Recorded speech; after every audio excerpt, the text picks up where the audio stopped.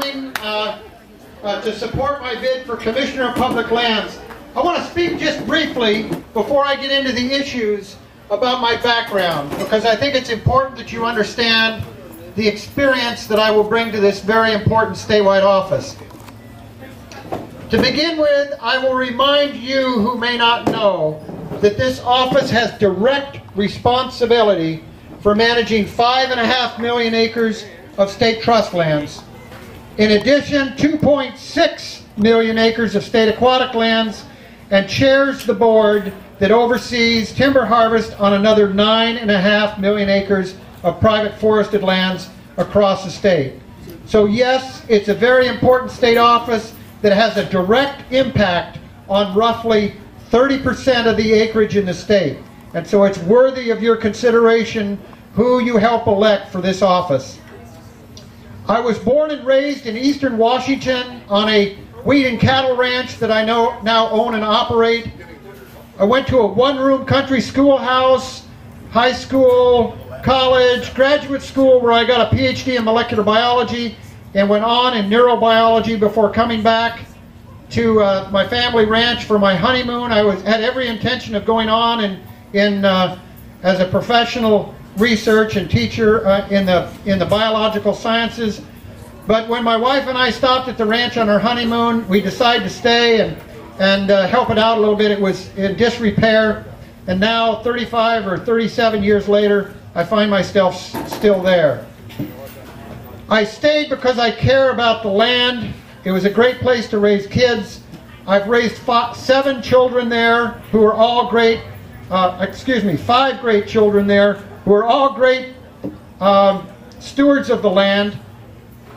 Along the way, I've served on the local school board for 8 years, the Board of Regents of Washington State University for 10 years, and did a stint as Director of Agriculture for the state of Washington. And I think it's really important that someone who's running for this statewide office has broad experience in land management, broad experience in education, because the funds from the management of the land goes to support public education, but also has some idea about how to manage an agency. Because the Department of Natural Resources, which is managed by the Commissioner, is a 1,600 staffed agency with a budget of over $200 million a year.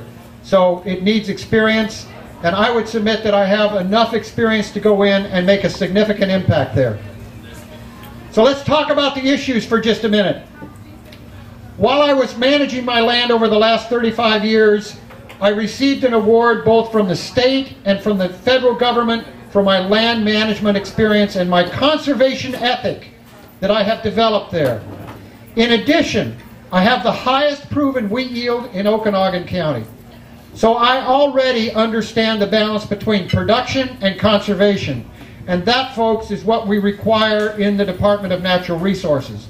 We also need someone there who respects everyone and will listen to everyone and be owned by no one. And thank you for that. I think that's really important.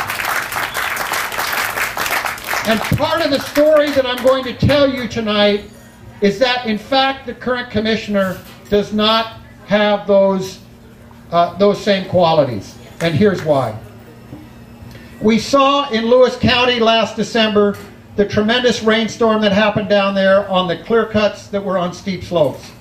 And we know of the horrific damage that happened downstream. We know of the huge damage to the property owners in the Chehalis area. We know that fish habitat was destroyed for probably decades, if not centuries.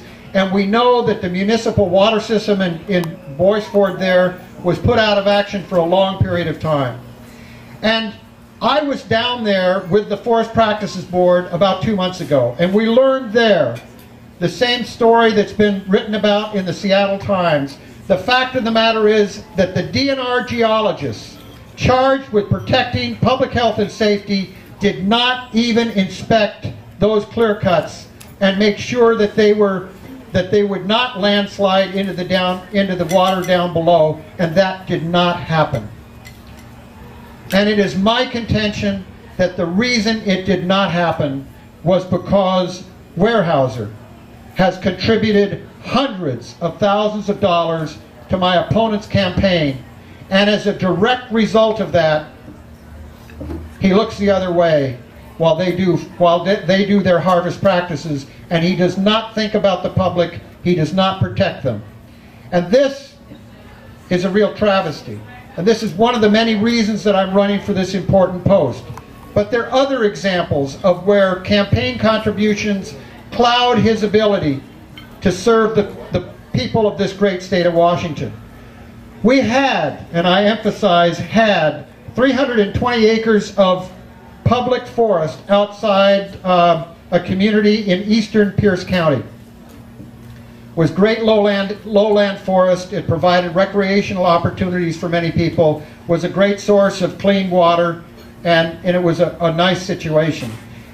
Mr. Sutherland traded that 320 acres away for 1.5 acres of cement under a Walgreens store.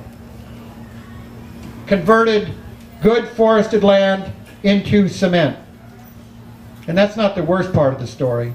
The worst part of the story is that the developer who was the beneficiary of this great trade was, again, a big donor to Mr. Sutherland's campaign. So, and again, that's not the worst part of the story. The worst part of the story is that DNR negotiated a 75-year lease for the use of that property. 75-year lease at a fixed rate, at market value at the time.